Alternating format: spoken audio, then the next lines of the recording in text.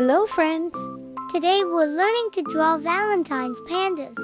First, let me tell you a story about the origin of Valentine's Day. Once upon a time, in ancient Rome, there was a kind man named Valentine. He believed in love and wanted to help people find happiness. But the emperor didn't want young soldiers to get married because he thought staying single will make them stronger. He really hated love and even made a rule that nobody could get married. Valentine thought this was silly. He believed that love can make this world a much better place. So he secretly helped young couples get married. One day, the emperor found out what Valentine was doing, and he was thrown into jail. And he was alone in the jail. He felt lonely and helpless, so he started singing to himself. Gradually, his singing was filled again with belief in love and courage. Then, something magical happened. The little angel Cupid flew into Valentine's jail cell with a shining love arrow. "This is a gift for you, Valentine," Cupid said with a wink. Valentine was overjoyed. He knew that even though he was in jail, his heart was free to love, and he sang songs of love louder than ever before. The angel gave his singing a magical power that touches people's hearts. People heard Valentine's song of love from miles away. Thus, more and more people believe that you can take away someone's freedom, but the right to love is something no one can take away. Valentine was executed on February 14th, around the year 270 AD.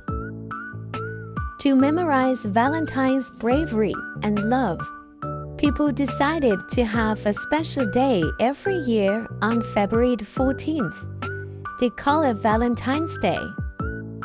Now, on Valentine's Day, people give each other cards, flowers, and chocolates to show how much they care about each other. It's a day filled with love and happiness, just like Valentine wanted. The end. Well, I hope you liked the story about Valentine's Day.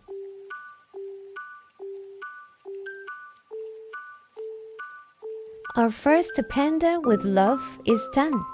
Remember to show your cute panda to your loved ones. When we're drawing the second picture together, let me tell you another story about Panda and Cupid. Long time ago in a bamboo-filled forest, there lived a playful panda called Pandy. One sunny day, while Pandy was doing his favorite activity, rolling down a hill like a fluffy tumbleweed, he crashed into something soft and squishy. It was a tiny cherub with wings made of cotton candy, holding a golden bow and arrow. Yes, it was Cupid, the god of love. "Whoa, big guy, which way you're rolling?" He was surprised and angry. His tiny wings were fluttering faster than a hummingbird's heartbeat. "Oops, sorry about that. I didn't see you there. By the way, may I ask, what are you doing here?" Cupid blushed a rosy pink. "Some say my aim needs a little work, so I was practicing." "Well, since you asked, let me find your love today." With a swift flick of his bow, Cupid aimed his arrow straight at Pandy's heart. But instead of feeling lovey-dovey, Pandy felt a tickle in his nose and let out a big sneeze. Achoo! Cupid's arrow missed its mark and went flying into the bushes. Pandy couldn't help but laugh at the sight. Cupid felt even more upset. "Oh, maybe this job isn't for me." Pandy took his hand and said, "Hakuna Matata. Let's blindfold you and try again. Sometimes love needs to follow the direction of the heart rather than the eyes." So the rest of the time, Cupid practiced shooting arrows blindfolded. He hit squirrels and acorns, bees and flowers, and even managed to shoot a bear and a trout together.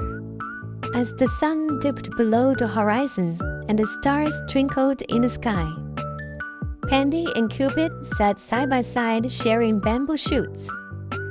They couldn't help laughing at the chaos they caused. After all, what's life without a little bit of silliness and a whole lot of laughter? So even though the god of love was still not a very good archer, with the company of a good friend like Panda, he could still be happy. Alright, we hope you had fun watching this video. See you next time. Bye!